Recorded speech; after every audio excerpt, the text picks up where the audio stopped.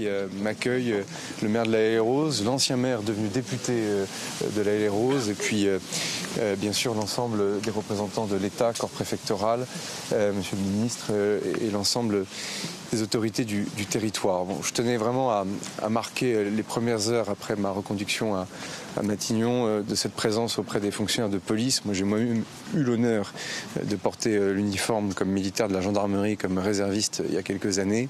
Et je veux redire tout le soutien, toute l'admiration que l'on a pour celles et ceux qui assurent la sécurité et la protection des Françaises et des Français.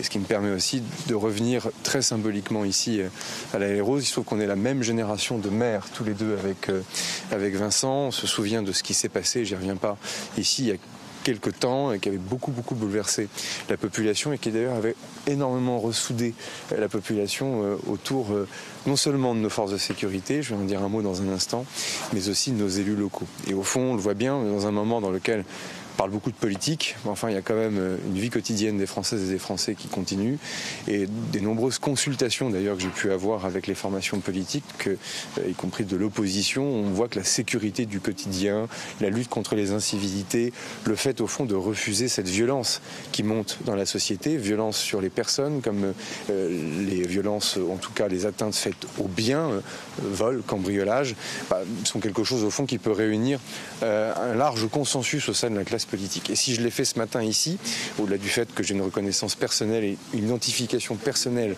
avec celles et ceux qui rendent ce service public de la sécurité, c'est qu'au fond on voit bien que ce sont des thèmes qui doivent être mis à l'agenda dans les temps qui viendront.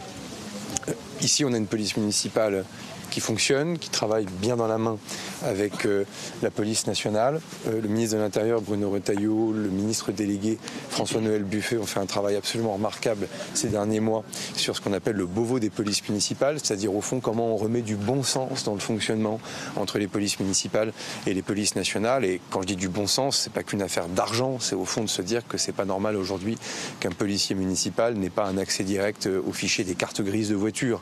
On est en 2025, on a de l'intelligence artificielle d'un côté, et de l'autre côté on a encore des systèmes qui sont beaucoup trop rigides. Et ça, Bruno Retailleau et François-Noël Buffet avaient fait avancer les choses, et je pense que ce sont des thématiques, des dossiers qui doivent être portés très vite dans les semaines qui viendront. J'aurai l'occasion d'y revenir lors de la déclaration de politique générale, mais au-delà de cette déclaration de politique générale, qu'on soit capable, à quelques mois des élections municipales, de refaire de la question de la lutte contre les incivilités, de la lutte contre la délinquance, la question de la proximité de cette police, et notamment cette articulation entre police municipale et police nationale, quelque chose de bon sens. Moi, j'ai la faiblesse de penser que sur la sécurité des Françaises et des Français, il y a les discours, mais enfin il y a les actes, qu'il faut parler de ces choses avec beaucoup de précision, et qu'au fond, on voit bien, on n'est pas complètement au bout de ce qu'on doit faire. Beaucoup a été fait ces dernières années, et notamment les gouvernements auxquels j'ai appartenu en matière de moyens, on le sait, ce qui a été fait par les ministres de l'Intérieur successifs, avec de grandes lois, notamment celles qui ont été portées par Gérald Darmanin.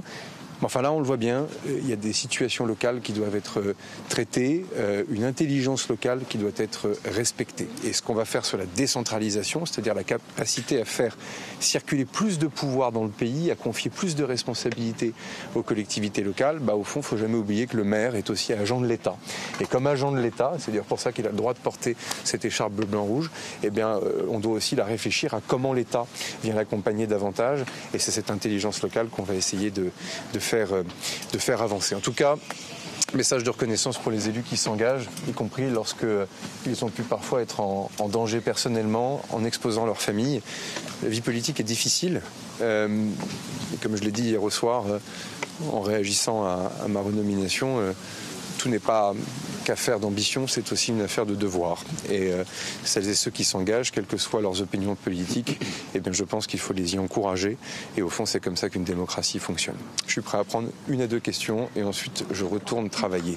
Bonjour, Monsieur le Premier ministre. Bonjour. Anne Renaud de l'AFP. Ma question porte sur l'incompréhension que suscite cette reconduction parmi les Français, y compris dans votre camp. Même certains vont dire jusqu'à dire que c'est ridicule. Qu'en dites-vous ? Je pense que ce qui est ridicule, c'est le spectacle dans lequel l'ensemble de la vie politique est en train de se tenir depuis maintenant plusieurs jours. Moi, j'ai été clair en début de semaine, ma mission était terminée. Bon. Il se trouve que l'urgence à avoir des textes économiques et financiers, à devoir les présenter dans les temps, à traiter du sujet aussi et urgences liées à la Nouvelle-Calédonie, la difficulté aussi, je crois, de la mission. Je n'ai pas le sentiment qu'il y avait beaucoup de candidats, pour être complètement transparent. Et donc, moi, je vais vous dire, je l'ai dit aux Françaises et aux Français à la télévision cette semaine, je n'ai pas d'agenda.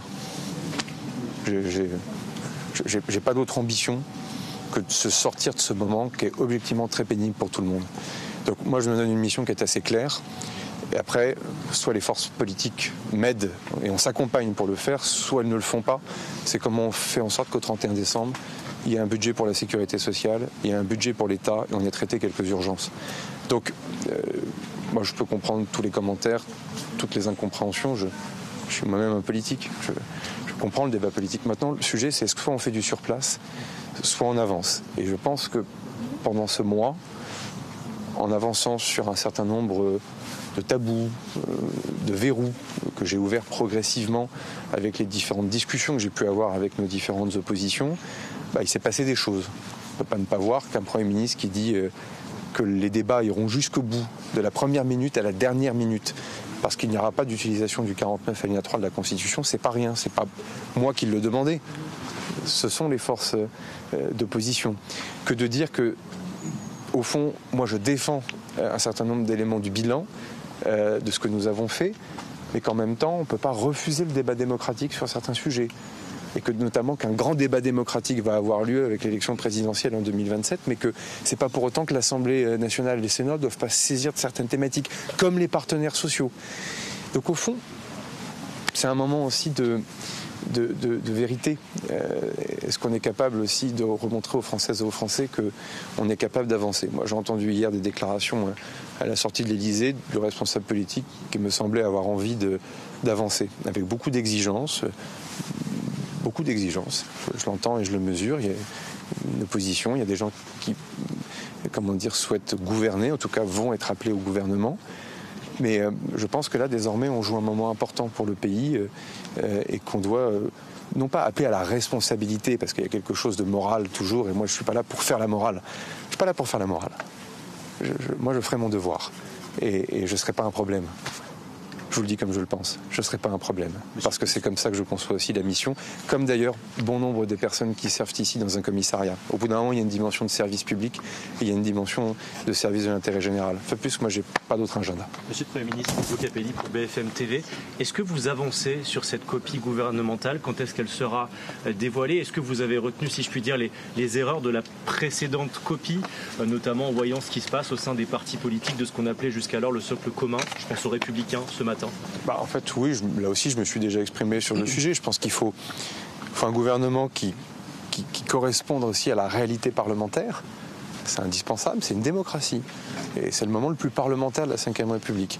Enfin, il faut aussi que ce soit désormais un gouvernement qui ne soit pas complètement prisonnier de certains appétits partisans. Vous savez, quand j'ai démissionné lundi, j'ai dit que les conditions étaient plus remplies. On ne peut pas être Premier ministre quand les conditions ne sont pas remplies.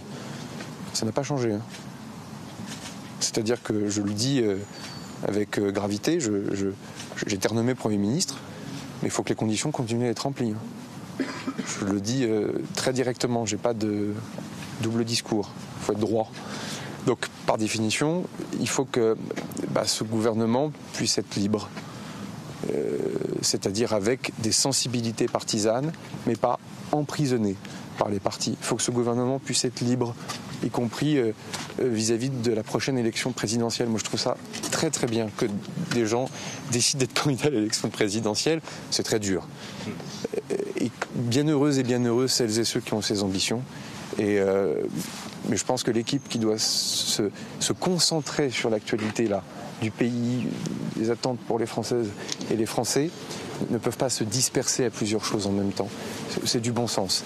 Et je pense qu'en remettant du bon sens, on va remettre du calme. En remettant du calme, on remettra de la stabilité. En remettant de la stabilité, on remettra du progrès aussi pour les Françaises et les Français. Parce qu'en fait, je le dis aussi à tout le monde, il n'y a pas de progrès social et il n'y a pas d'avancée quand on fait du surplace dans une crise politique. Vous avez déjà quitté pour l'intérieur ? Vous avez déjà avancé sur la copie? Non, mais déjà, moi, je vous remercie Bruno Retailleau. Il a annoncé ce matin qu'il ne souhaitait pas participer au nouveau gouvernement. C'est sa décision et je la respecte. Et Et je l'ai dit cette semaine et je le redis, il a défendu ses convictions, il a porté une énergie, une action importante dans un ministère qui est difficile. Il a affronté plusieurs crises cette dernière année et moi je le redis. Bien heureuses et bien heureux, c'est ceux qui s'engagent, et pour leur pays au gouvernement, et s'ils le souhaitent, pour être candidat à l'élection présidentielle. Donc, vous ne m'entendrez jamais dire du mal. Jamais. Monsieur, je vous le dis comme je le pense. Merci beaucoup. Sur la suspension de la réforme des retraites, est-ce que vous êtes prêt à accepter la suspension immédiate et complète de la réforme des retraites ? On aura l'occasion de revenir sur ces sujets. Après, je l'ai dit, je crois que tous les débats sont possibles, dès lors qu'ils sont dans un cadre réel et réaliste, y compris sur les questions budgétaires, sur les questions là. Mais vous savez, dans le Parisien, il y a 3 semaines ou un mois, j'avais dit que la réforme Borne n'était pas achevée. Personne ne l'a relevé.